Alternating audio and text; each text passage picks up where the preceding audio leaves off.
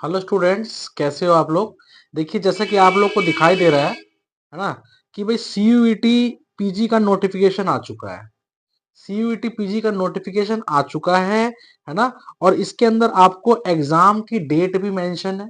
ठीक है, एग्जाम की डेट भी मेंशन है। इस पूरी वीडियो के अंदर मैं पूरा का पूरा एक्सप्लेन करूंगा कि क्या आपका सिलेबस रहने वाला है, क्या आपको स्ट्रेटेजी रखनी है अब जो है लास्ट के 2 मंथ, यानी कि 2 मंथ के अंदर कैसे आपको सीयूईटी पीजी का एग्जाम क्रैक करना है।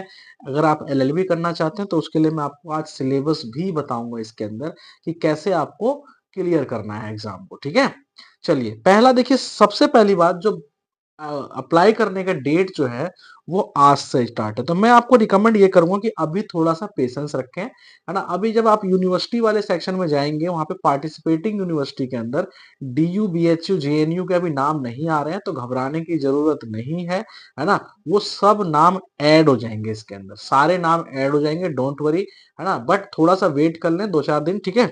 उसके बाद देखो, इसके अंदर सबसे बड़ी बात है कि लास्ट डेट जो है वो 2 फरवरी तक है। ठीक है, लेकिन 2 फरवरी तक का वेट नहीं करना आपको, बस 2-4 दिन रुकने के बाद 3-4 दिन रुक जाओ और आराम से फॉर्म फिल करना स्टार्ट कर देना, है ना। बट अभी थोड़ा सा देख लो इसके अंदर कि क्या क्या चीजें चेंज हुई हैं, क्या क्या बदलाव आया है सीयूईटी पीजी के अंदर। ठीक है, देखिए जो सबसे बड़ी बात है कि 2 फरवरी तक डेट है इसकी, 11:50 2 तारीख को, है ना। रात के आप 11:50 तक भर सकते हो। बट अगर फॉर्म फिल करते समय थोड़ा ध्यान से भरिएगा फॉर्म, अगर बट फॉर्म फिल करते समय अगर आपको थोड़ा सा भी गड़बड़ हो जाए तो फिर 3 फरवरी से लेके 5 फरवरी तक जो है वो इसकी डेट है। आप इसमें करेक्शन विंडो ओपन होगा और करेक्शन कर सकते हो।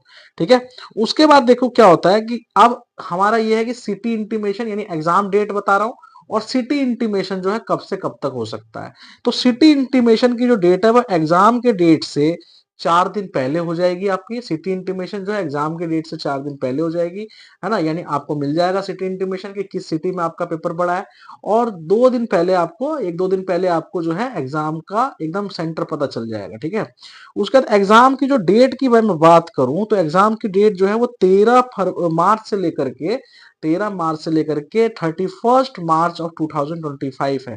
ठीक है, बस आपको फिर उसके बाद बाकी की डिटेल आपको धीरे धीरे मिलती रहेगी, जैसे आपका एग्जाम होगा फिर ये सारे डिटेल अभी एक और नोटिफिकेशन में आ जाएगा आपको कि भाई कब आपका एग्जाम होने के बाद कब आपका रिजल्ट आ जाएगा और कितने दिनों में आंसर की आ जाएगी, है ना। पहले तो आंसर की आती है फिर रिजल्ट आता है। ठीक है, अब इसके अंदर कुछ कुछ इंपॉर्टेंट चीजें दी हुई हैं, जरा आप देख सकते हो, जैसे कि इसके अंदर और भी चीजें दी हुई हैं कि पेपर कोड क्या होगा। ठीक है, पेपर कोड क्या होगा, तो मैं इसमें आपको बता दूं कि एलएलबी का पेपर कोड क्या होगा। ठीक है, एलएलबी का पेपर कोड जो है वो COQP 11 है। ठीक है, अगर आप एलएलबी करना चाहते हैं तो COQP 11 जनरल पेपर होगा आपका।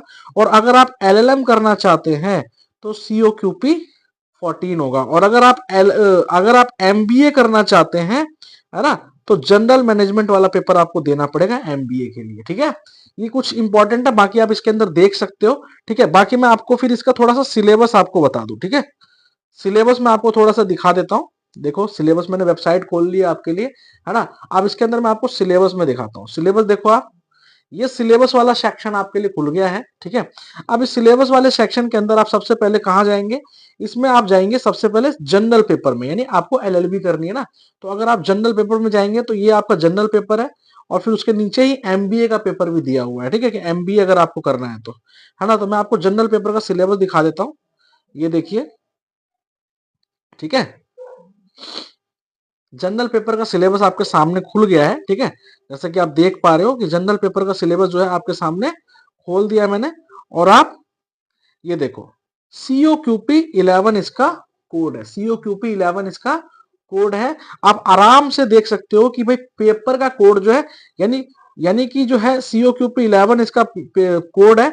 और आपको, यानी ये पहले भी कोड, पहले भी COQP 11 ही था। ठीक है बेटा, अब देखो इसके अंदर क्या है कि क्वेश्चन कितने होंगे, यानी सबसे बड़ी बात यह है कि लोग ये पूछ रहे थे कि सर क्वेश्चन कितने होंगे, है ना। तो क्वेश्चन जो है वो 75 ही होंगे, यानी कोई क्वेश्चन के अंदर चेंज नहीं किया गया, है ना। बाकी मैं बात करूं अगर मैं सिलेबस की, तो जनरल पेपर जो कोड है हमारा एलएलबी करने के लिए, है ना, फॉर एलएलबी करने के लिए, इसके लिए आपका जनरल पेपर में इंग्लिश क्या क्या पूछा जाएगा। देखो, इंग्लिश में English grammar, normal basic grammar, उसके बाद आपका एरर पूछा जाएगा, उसके बाद आपका जंबल पैरा पूछा जाएगा, सेंटेंस करेक्शन, सेंटेंस इंप्रूवमेंट, उसके बाद आपसे पूछा जाएगा रीडिंग कॉम्प्रिहेंशन। ठीक है। उसके बाद आपसे पूछा जाएगा वन वर्ड सब्स्टिट्यूशन, ये सारा सिलेबस आपको दिया रहेगा। उसके बाद अगर आप चाहते हो कि भाई मुझे हिंदी में पेपर देना है तो हिंदी लैंग्वेज सेलेक्ट करना है, तो आपको हिंदी का सिलेबस भी दिया हुआ है। हिंदी व्याकरण अशुद्ध प्रयोग ये वो पूरा का पूरा इंग्लिश वाला जो है हिंदी में करना है। मतलब कि इंग्लिश का लैंग्वेज अलग होता है, मतलब चीजें वही पूछी जाती है, ठीक है। उसके बाद आप देखो जनरल नॉलेज के अंदर क्या पूछा जाता है, ठीक है। जनरल नॉलेज का में क्या पूछा जाता है, लिटरेचर, हिस्ट्री, इंडियन कॉन्स्टिट्यूशन और पर्सनालिटीज है ना, फेमस पर्सनालिटीज से पूछा जाएगा क्वेश्चन, स्पोर्ट्स से पूछा जाएगा, नेशनल इंटरनेशनल इकोनॉमी से क्वेश्चन पूछा जा सकता है, साइंस से, इकोनॉमिक्स से, लीगल अवेयरनेस इंपॉर्टेंट सेक्शन है ये। लीगल अवेयरनेस बच्चे बहुत पूछ रहे थे कि लीगल अवेयरनेस आएगा कि नहीं आएगा, तो जी हाँ लीगल अवेयरनेस तो आएगा ही आएगा, डोंट वरी, है ना, इस बार और ज्यादा चांसेस है। ट्रेड अवेयरनेस पूछा जा सकता है, ठीक है। ज्योग्राफी एंड कल्चर ये पूछा जा सकता है, ठीक है बेटा। चलिए अब मैं आपको बताऊं कि कंप्यूटर के अंदर क्या पूछा जा सकता है ना। कंप्यूटर के अंदर क्या पूछा जा सकता है ये देख लो जरा। फंडामेंटल ऑफ कंप्यूटर यानी बेसिक कंप्यूटर, बिल्कुल ठीक है। उसके बाद कंप्यूटर एब्रिविएशन है ना, कंप्यूटर शॉर्टकट्स, उसके बाद माइक्रोसॉफ्ट विंडो के बारे में, ऑफिस के बारे में, एमएस वर्ड के बारे में, क्या उसके अंदर फीचर्स होते हैं, ये सारा टाइप ऑफ कंप्यूटर पूछा जा सकता है। स्टोरेज डिवाइसेस पूछी जा सकती है ना। हार्डवेयर सॉफ्टवेयर के बारे में पूछा जा सकता है अगर कंप्यूटर का सिलेबस आएगा तो, है ना। उसके बाद इंटरनेट के बारे में, कंप्यूटर नेटवर्क के बारे में, है ना, वेबसाइट्स के बारे में, उसके वेब ब्राउजर के बारे में, कंप्यूटर वायरस के बारे में, है ना। ये सारा का सारा पूछा जाएगा। और एक लास्ट लाइन दे रखी है, internet important computer related terms, यानी कि कुछ भी जो छूट जाएगा वो थोड़ा बहुत रिलेटेड जो टर्म्स है वो आपसे पूछ लिया जाएगा यहाँ पे, ठीक है। उसके बाद जनरल एप्टीट्यूड लॉजिकल रीजनिंग यानी सामान्य योग्यता वाला जो टॉपिक होता है वो आपसे पूछा जाएगा, है ना, logical reasoning and general aptitude. अब इसके अंदर क्या क्या पूछे जाएंगे देखो, क्लॉक्स यानी घड़ी से रिलेटेड क्वेश्चन, यानी दो सुइयों के बीच में एंगल बताना होगा, है इस टाइप के क्वेश्चन। फिर आपको कैलेंडर से रिलेटेड क्वेश्चन, कोई डेट बता दी जाएगी उसका दिन आपको बताना होगा, इस तरह के क्वेश्चन। एवरेज सिंप्लीफिकेशन जो मैथ्स में होते हैं, है ना, problem on ages number and train, है ना, इस तरह की चीजें पूछी जा सकती हैं। एलसीएम एचसीएफ पूछा जा सकता है, परसेंटेज पूछा जा सकता है, प्रॉफिट लॉस पूछा जा सकता है, ठीक है बेटा। ये पार्टनरशिप के क्वेश्चन पूछे जा सकते हैं, कंप्यूटर इंटरेस्ट कंपाउंड इंटरेस्ट पूछा जा सकता है, रेशियो एंड प्रोपोर्शन पूछा जा सकता है। ये पूरा का पूरा सिलेबस आपको मैथ का सिलेबस जैसे कि मैं दिखा रहा हूँ आपको, time and work, pipe and system, time distance, stocks and shares, ये सारा कुछ दिया रहेगा, ठीक है बेटा। उसके बाद आप आते हैं जरा लॉजिकल रीजनिंग में, ठीक है। लॉजिकल रीजनिंग में अभी मैं थोड़ी स्ट्रेटेजी भी बताऊंगा आपको, ध्यान से देखिएगा, ठीक है। लॉजिकल रीजनिंग में क्या पूछा जा सकता है, देखो लॉजिकल रीजनिंग में रैंकिंग टेस्ट, लीनियर अरेंजमेंट, है ना, मैट्रिक्स अरेंजमेंट, सीक्वेंस, ठीक है।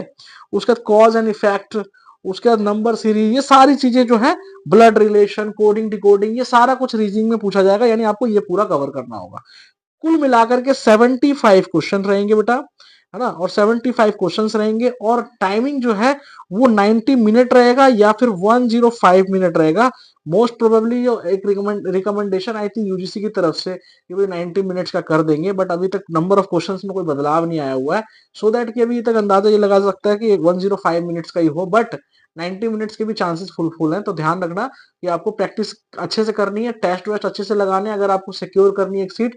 अगर आप सीयूईटी का एग्जाम देंगे तो आपको डीयू मिलेगा और बीएचयू मिलेगा, ठीक है। और सीयूईटी पीजी के एग्जाम के बाद और भी पार्टिसिपेटिंग यूनिवर्सिटीज हैं, है ना, आप जाके देख सकते हो, इसके अंदर बहुत सारी पार्टिसिपेटिंग यूनिवर्सिटीज हैं इसमें। आप देखो यहाँ पे यूनिवर्सिटीज में, आप देखो यहाँ पे, है ना, ये यूनिवर्सिटीज में आप पार्टिसिपेटिंग यूनिवर्सिटी में, अभी आपके पास डीयू नहीं मिलेगा यहाँ पे, है ना।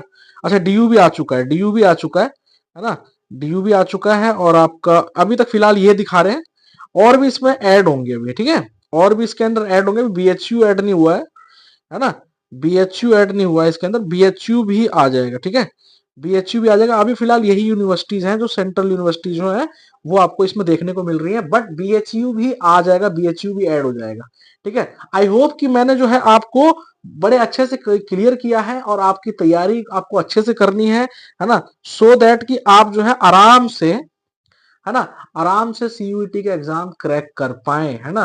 और आराम से क्रैक करने के लिए अगर आपको लगता है कि आपको तैयारी करने की जरूरत है, तो अगर आपको लगता है कि और भी वीडियोस बनाए, आपको किस टॉपिक पे वीडियोस चाहिए, किस चीज के ऊपर वीडियोस चाहिए, किस सब्जेक्ट के ऊपर वीडियोस चाहिए, तो कमेंट बॉक्स में कमेंट कर सकते हैं, कमेंट सेक्शन में जाकर के अपना ओपिनियन दे सकते हैं, ठीक है।